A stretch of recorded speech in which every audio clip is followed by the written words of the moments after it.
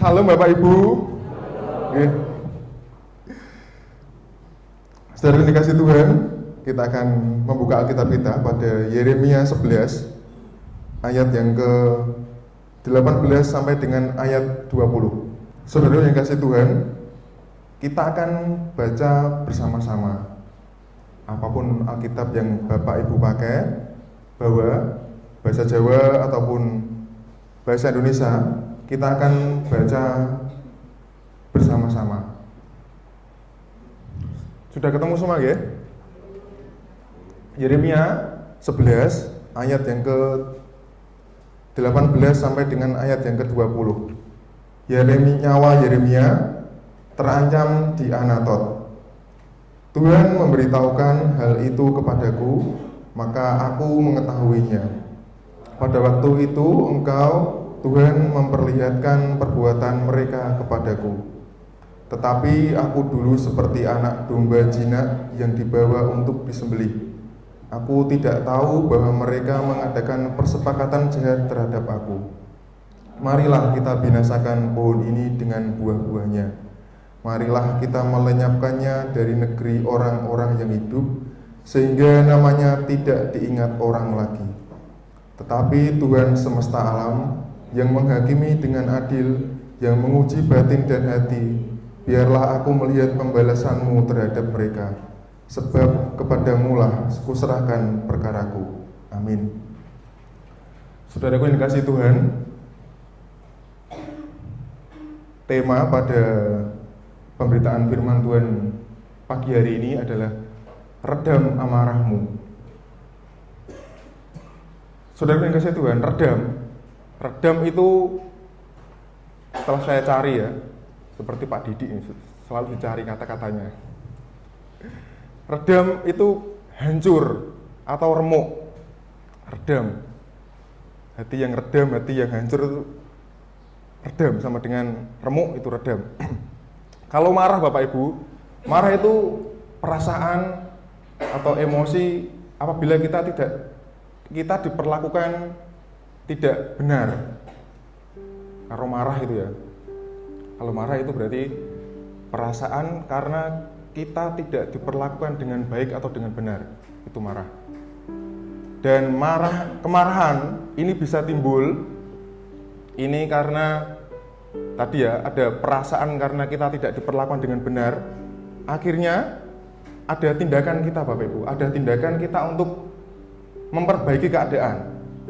Ngoten nggih. Jadi ada, tidak hanya perasaan saja, tapi apabila ada orang marah, itu pasti gimana caranya supaya ini bisa selesai. Itu Bapak Ibu. Jadi kalau saya rangkum, redam amarahmu itu mari remukkan perasaan yang kita rasakan apabila kita diperlakukan tidak benar. Gitu nggih Bapak Ibu nggih. Ini kemarin Bapak Ibu, ini di medsos. Mbah Sapon ngetos medsos nggih. Ini Bapak Ibu pasti tahu, tapi untuk Mbah Sapon saya ceritani Mbah. Saya beritahu. Ini gini Mbah. Kemarin itu ada viral di medsos. Kalau nggak salah ingat itu gini, aksi koboi di Jalan Pantura. Sudah baca semua ya, Mas Gigi? Belum tahu? Seumuran Mbak Sapon Mas. Maaf, bukan. Begini Bapak Ibu, kemarin kalau ada yang belum tahu saya kasih tahu, tapi saya yakin kebanyakan ada yang tahu. Kemarin Bapak Ibu itu ada sebuah aksi viral, yaitu aksi koboi di Jalan Pantura Demak, Bapak Ibu. Koboi ini bukan karena Bapak ini menaiki kuda, Bapak Ibu. Kalau identiknya koboi kan naik kuda, gitu. Tidak ada koboi yang naik motor Beat atau naik motor Vario, itu nggak ada. Gitu. Pasti dia naik kuda. Tetapi yang terjadi pada saat itu adalah si koboi ini itu memegang ini Bapak Ibu, tembak-tembakan Bapak Ibu. Oh bukan tembak-tembakan, tembak bukan tembak-tembakan dari pelepah pisang, tapi ini bener nyata tembak Bapak Ibu. Kira-kira kalau tembak ini dibuat menembak saya, itu pasti bisa terkapar Bapak Ibu. Ngoten nggih, karena ini sebuah tembak dan ada mesiunya. Ada apanya Mas David? Pelurunya nggih. Nggih, ada pelurunya. Dan itu terjadi karena apa Bapak Ibu? Itu terjadi karena tadi perasaan dia yang merasa diperlakukan tidak baik. Dia katanya mau menyalip tidak bisa. Itu yang saya baca. Setelah itu ada tindakan dari dia. Ngoten nggih. Jadi nyambung nggih. Ada rasa marah karena tidak bisa nyalip tadi. Akhirnya ada tindakan dari dia untuk menyelesaikan keadaan ini. Tindakannya adalah dengan menembak ban Bapak Ibu yang ditembak, bukan seseorang tapi ban. Tetapi tindakan ini tidak patut ditiru Bapak Ibu ya. Yang saya baca dia sudah diamankan gitu. Yang saya mau ambil dari kisah ini adalah itulah, sebuah kemarahan tadi, sebuah kemarahan karena dia merasa diperlakukan tidak baik, tidak benar, tidak bisa nyalip. Akhirnya dia ada tindakan untuk menembak ban tadi. Nah Bapak Ibu, itu yang lagi viral. Dan juga yang lagi viral yang ada di jalan raya. Kalau di dalam keluarga kita ada yang pernah marah Bapak Ibu? Ada nggih? Kemarin Bukit juga cerita alarmnya Mas Sam itu bugi. Mboten bugi saja, Bu Dewi juga gitu. Begini Bapak Ibu, seringkali untuk membangun anak-anak kita, saya itu juga merasa seperti itu. Saya itu sampai dengan Kimora itu, Kak tolong Kak, Papa nggak mau tiap pagi menyitak dosa. Seringkali itu marah-marah saya, wah dosa ini mesti. Karena tadi Bapak Ibu, dengan ucapan-ucapan kita tuh sering bagaimana anak ini bisa bangun gitu. Saya tiap pagi, saya tiap malam, Kak, ayo kesepakatan. Piye carane biar kamu bisa bangun pagi? Alarm Pak, oke alarm. Alarm itu Bu ya, 5-10 menit itu berdering, tidak dengar Bapak Ibu. Harus mamanya, wah saya cuma diem aja Bapak Ibu, saya cuma daripada saya nanti berkata-kata, nanti malah saya saya diem aja, nanti biar mamanya yang dosa. Saya diem aja.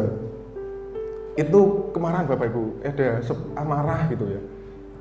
Dan Mas Gigi juga, Mas Sam juga gitu katanya. Paling nggak suka kalau gitu. Mas Sam merasa tidak nyaman Bapak Ibu katanya. Ngoten nggih Bu nggih. Saya yakin Kimora juga gak nyaman kalau hubungan seperti itu. Merasa ada yang marah, langsung dia bangun Bapak Ibu, tapi sikile niku dintrok-entrok Bapak Ibu. Itu kalau yang terjadi Bapak Ibu. Tadi ada yang di jalan raya, ini yang di keluarga kita, itu yang real terjadi Bapak Ibu. Memang tidak dirasakan oleh Bugi, tidak Bu Devi mungkin, atau ada yang tidak merasakan juga, puji Tuhan nggih, kalau anaknya bisa langsung bangun gitu. Itu tadi dari Ibu ya. Harus dari Bapak-bapak, ada yang pernah marah nggak? Mboten nggih? Puji Tuhan. Mewakili Bapak-bapak ini ya. Om Rido pernah marah-marah nggak Om Rido? Bapak-bapak Rido nih. Gini Bapak Ibu, mungkin ada bapak-bapak yang marah karena misalnya ini ya, misalnya wah lauknya tidak enak. Wah, dia marahnya gini Bapak Ibu, marahnya langsung keluar beli, wah tidak bicara sepatah kata pun. Itu sebuah kemarahan Bapak Ibu. Ada ben aku menyelesaikan keadaan ini, aku harus keluar beli. Gitu itu bapak-bapak.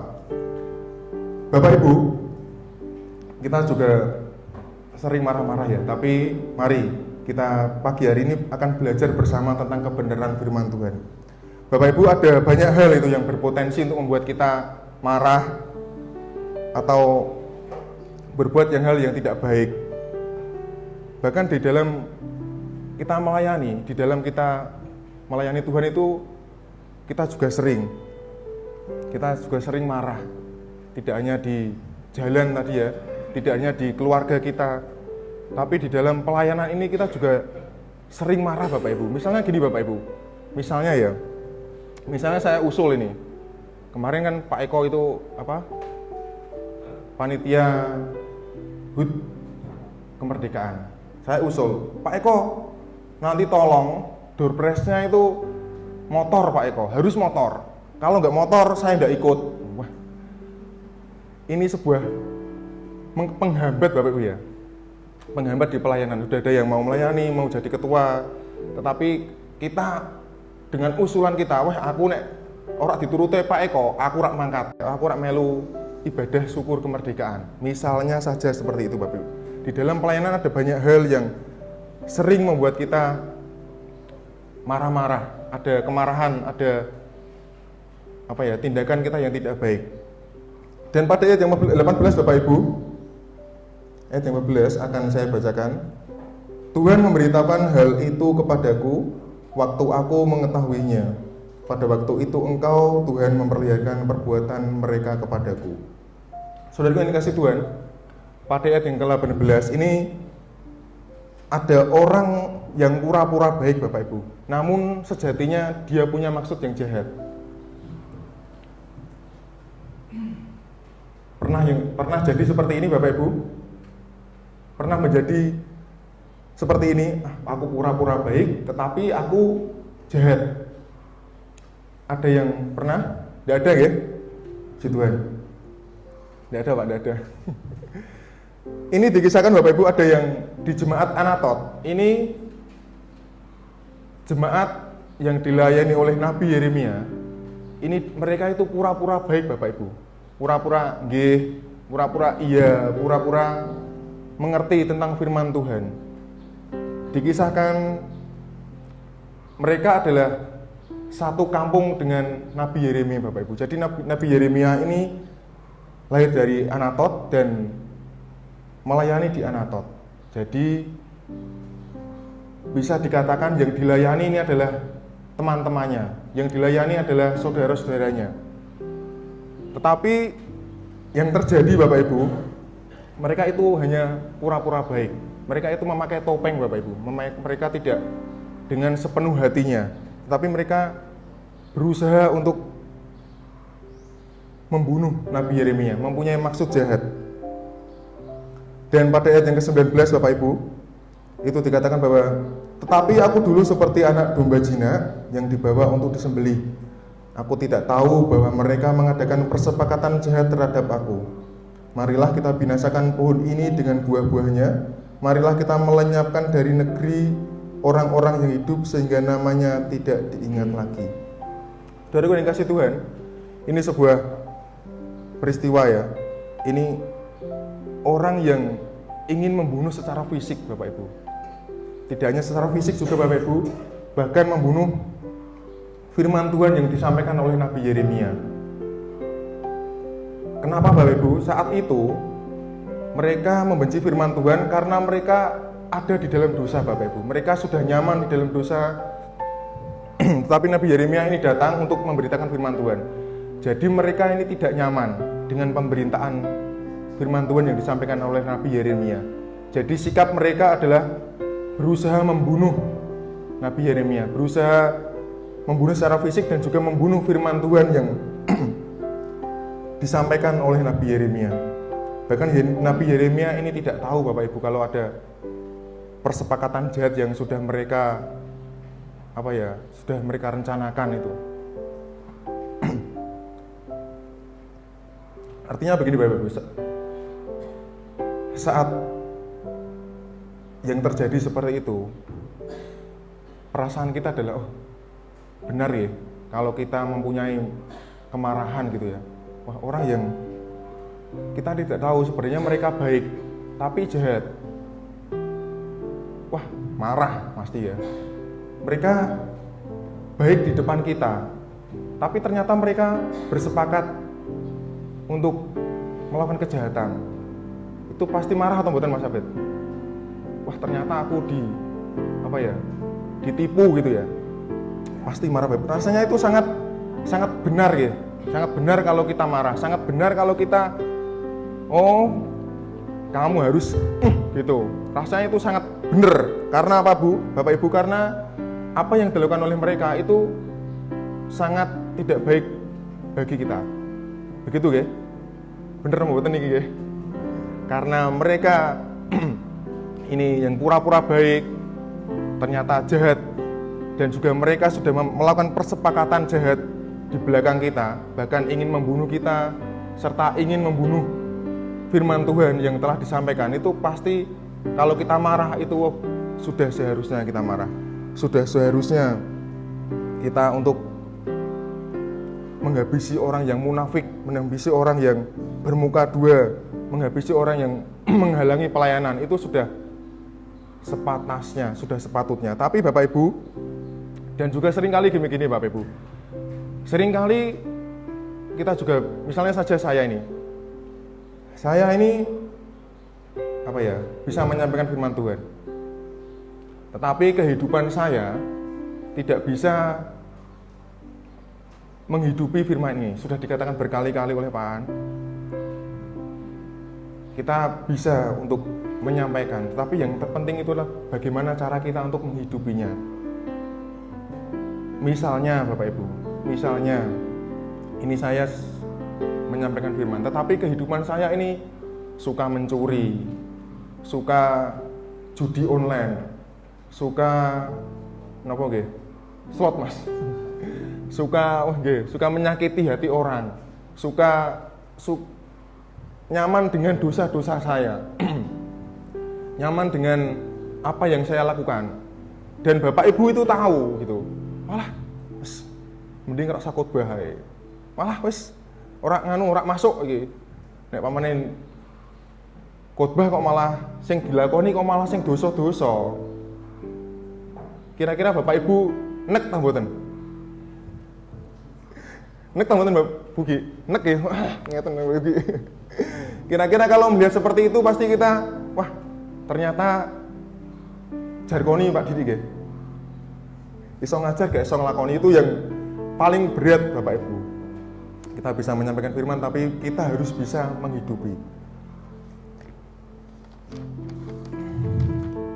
Saudara yang kasih Tuhan, apabila kita melakukan yang demikian, itu tampaknya kita benar Bapak Ibu. Itu tampaknya kita, wah, Mas Bayi nek takonono berarti sesuai. Karena apa? Karena sing diomongno gak sesuai karo sing dilakoni. Bener ya Bapak Ibu ya? Bener tak mboten niki? Nah, ini Bapak Ibu, apa yang harus kita berbuat sesuai dengan firman Tuhan? Kalau itu kan tadi kan sesuai dengan perasaan kita. Oh, ya bener Mas, nek tak konokno karena kamu tidak sesuai apa yang kamu bicarakan. Itu tidak sesuai. Aku pun tidak suka. Aku pun enek. Kamu orang yang munafik, kamu orang yang bermuka dua, kamu orang yang dan lain-lain. Namun Bapak Ibu, firman Tuhan mengingatkan ini supaya kita dapat menahan amarah kita Bapak Ibu. Jadi firman Tuhan pada pagi hari ini mengingatkan supaya kita bisa menahan, bisa meredam amarah kita. Mengapa Bapak Ibu? Mengapa firman Tuhan kok mengingatkan supaya kita bisa meredam amarah kita, supaya kita bisa tadi ya, aksi viral di di Demak itu kita redam saja.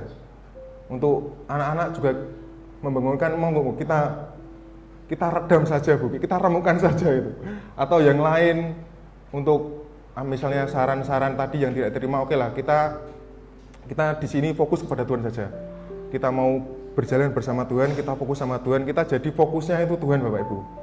Jadi jangan sampai yang terjadi nanti saran saya tidak diterima, malah kita undur dari pelayanan atau dan lain-lain. Tapi di pagi hari ini Tuhan mengingatkan supaya kita bisa menahan amarah kita. Mengapa Bapak Ibu?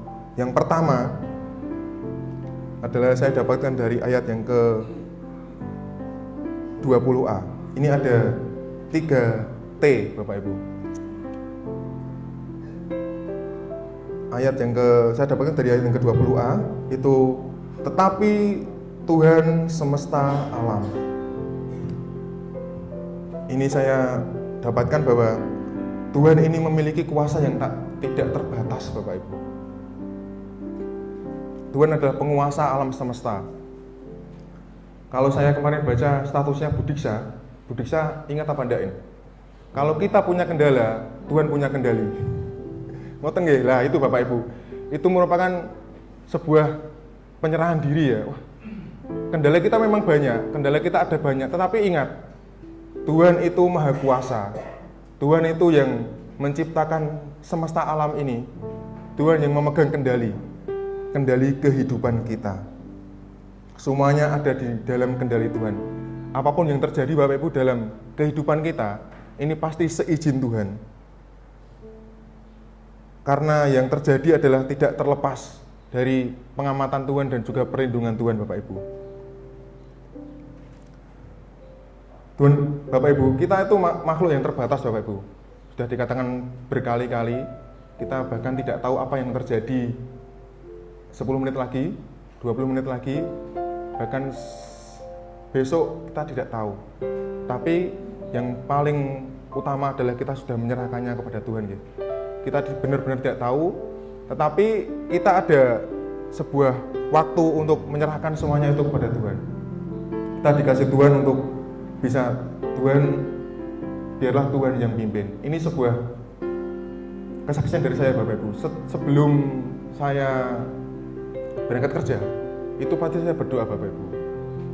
Doa saya itu Tuhan menyertai perjalanan kami kerja, sekolah, dan juga anak-anak yang lain, anak-anak saya itu seperti itu. Dan yang tidak terlewatkan itu, Tuhan, kiranya Engkau tidak memberikan saya masalah di kerjaan saya.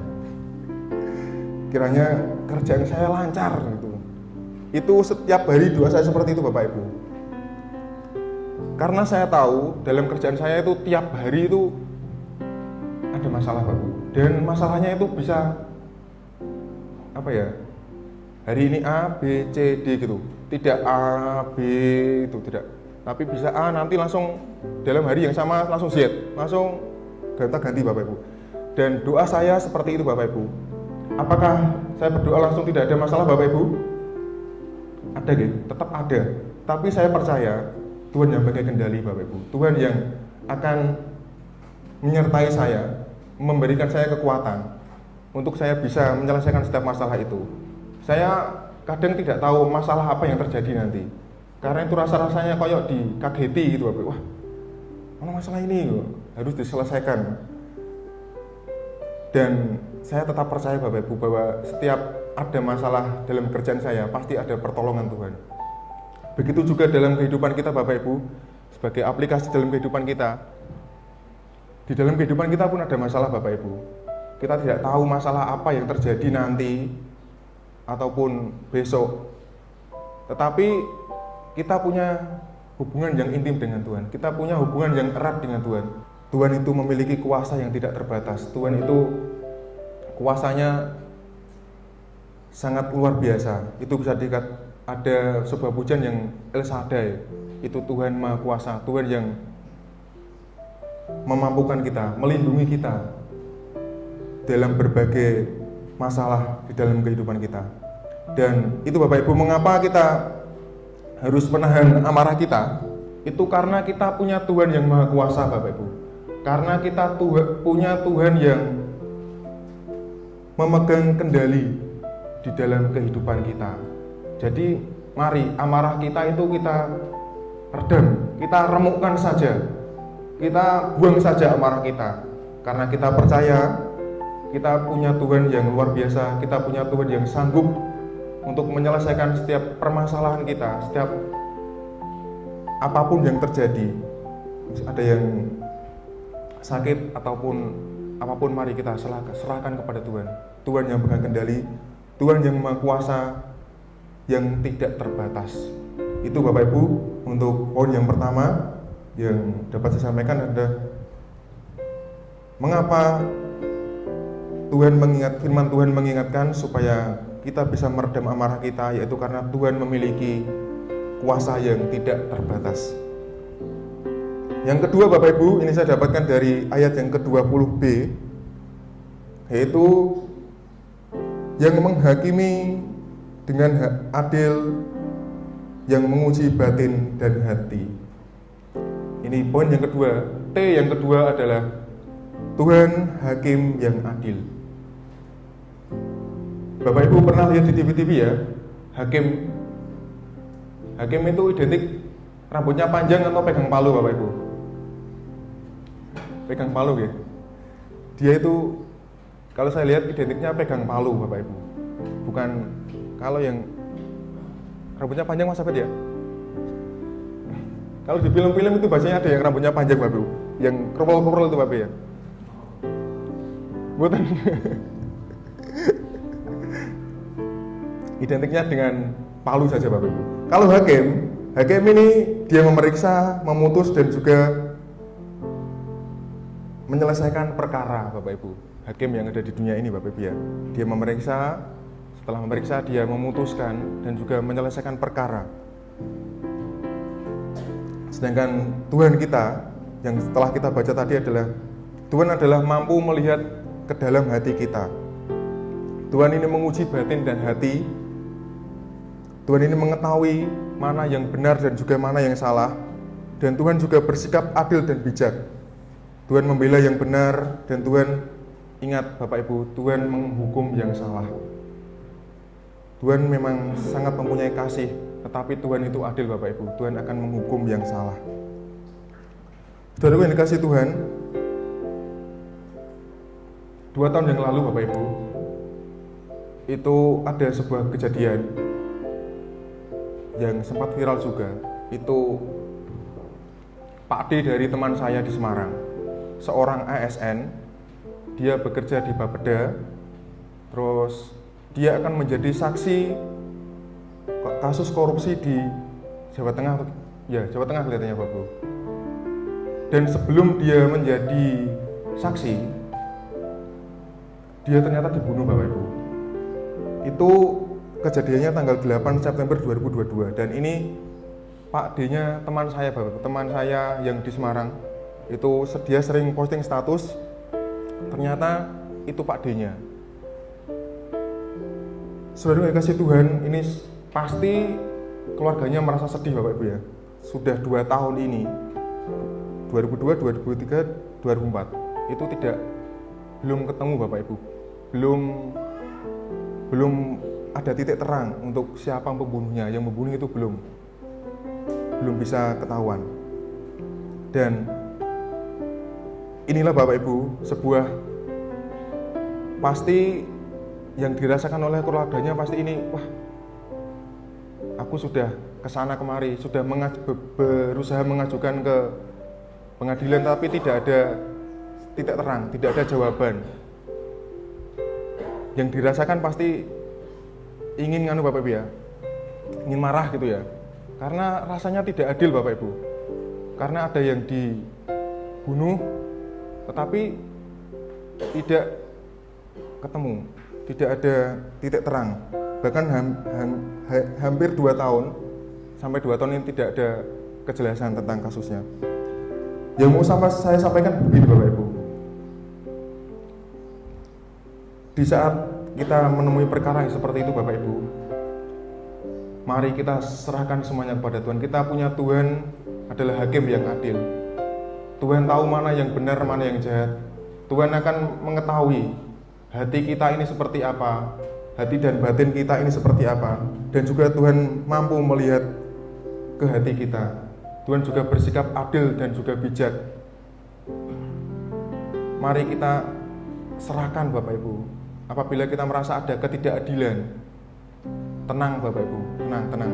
Kita masih punya Tuhan yang adil, Tuhan yang akan menghukum yang bersalah. Tuhan akan melihat mana yang baik dan juga mana yang benar. Amin Bapak Ibu ya. Kita punya Tuhan yang luar biasa ya. Tuhan yang akan memampukan kita untuk menghadapi setiap hal yang bahkan tidak kita kira.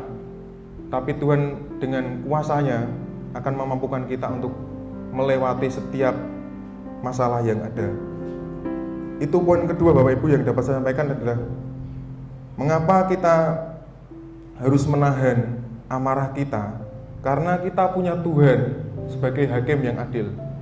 Gitu Bapak Ibu ya.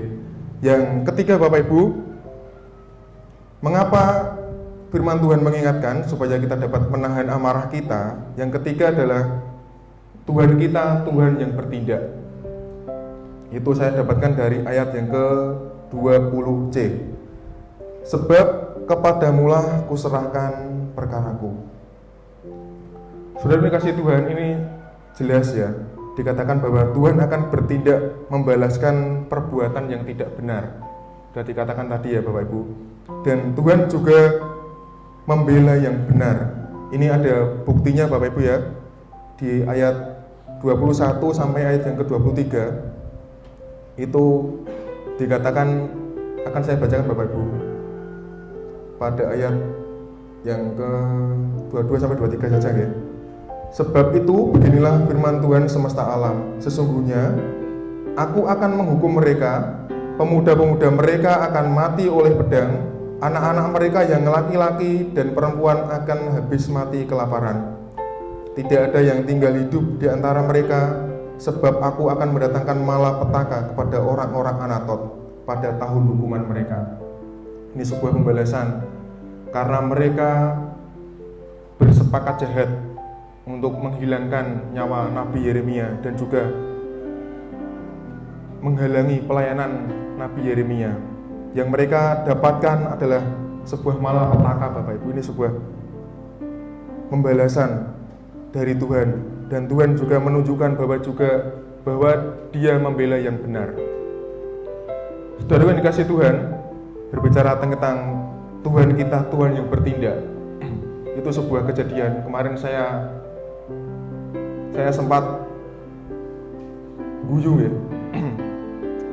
Mas Gige ini pasti paham. PON Mas Gige.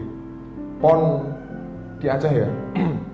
Di Aceh itu Sulawesi Tengah melawan Aceh ya Mas. Karena ada ketidakadilan. Rasa-rasanya seperti itu Bapak Ibu yang dirasakan oleh pemain tadi. Ya memang tadi marah Bapak Ibu. Realitanya memang marah dia. Marah. Yang juotos ya Pak. Dia nonton nggih. Itu sebuah realita itu Bapak Ibu, marah. Tetapi seorang hakim ini, seorang wasit ini dibayar tunai Bapak Ibu dengan hukum mentah yang siapa namanya? Eko, bener, yang nonjok itu siapa? Ya, yang nonjok itu yang nonjok itu pasti merasakan ketidakadilan Bapak Ibu. Rasanya ingin dibalas dengan tunai gitu Bapak Ibu. Karena dia tidak menjadi wasit tapi tidak adil, ya tak tunai gitu langsung ya. Wasitnya apa Bu? Guyu tak? Terkapar Bapak Ibu, dia sempat pingsan katanya. Ngeri itu Bapak ya. Tapi kita sebagai anak-anak Tuhan yang sudah diingatkan Tuhan untuk menahan amarah kita, di pagi hari ini Tuhan kita itu Tuhan yang bertindak Bapak Ibu. Jadi tidak perlu kita langsung itu, kita sakit hati, ada kemarahan, tapi stop. Kita punya Tuhan yang bertindak. Bisa tambahan Bapak Ibu? Bisa atau mau langsung diparani mawon? Seperti tadi ya, diparani loh Bapak Ibu tuh. Wasitnya itu dia lari, sama-sama lari diparani itu. Dikejar, ditonjok itu. Itu realita Bapak Ibu, tetapi Bapak Ibu, firman Tuhan pada pagi hari ini mengingatkan kita. Mari kita redam amarah kita. Mari kita jangan menunjukkan kemarahan kita. Kita maafkan saja Bapak Ibu ya. Karena satu hal, kita punya Tuhan yang bertindak. Tuhan yang mau akan membalaskan setiap kejahatan yang dilimpahkan kepada kita. Dan juga Tuhan akan membela kita yang benar. Jadi jangan sampai Bapak Ibu ini terjadi nanti malah sampai gue nonjok Mas Abed mau bulung, mau gereja bulung. Jangan sampai Bapak Ibu ya. Kita sebagai anak-anak Tuhan, kita harus mampu untuk membawa kebenaran firman Tuhan ini dimanapun Bapak Ibu ya. Saudara yang dikasih Tuhan, sebagai penutup Bapak Ibu, mari kita menyerahkan segala perkara kita kepada Tuhan. Kita tetap harus percaya dan jangan ragu akan pertolongan Tuhan. Kita juga tetap tenang untuk kita bisa melayani Tuhan. Tuhan adalah pembela kita dan sumber pertolongan dan juga kekuatan kita. Karena dengan kita bisa untuk menahan amarah kita meyakini bahwa kita punya Tuhan yang Maha Kuasa. Kita punya Tuhan yang adalah hakim yang adil, dan Tuhan kita adalah Tuhan yang bertindak. Amin.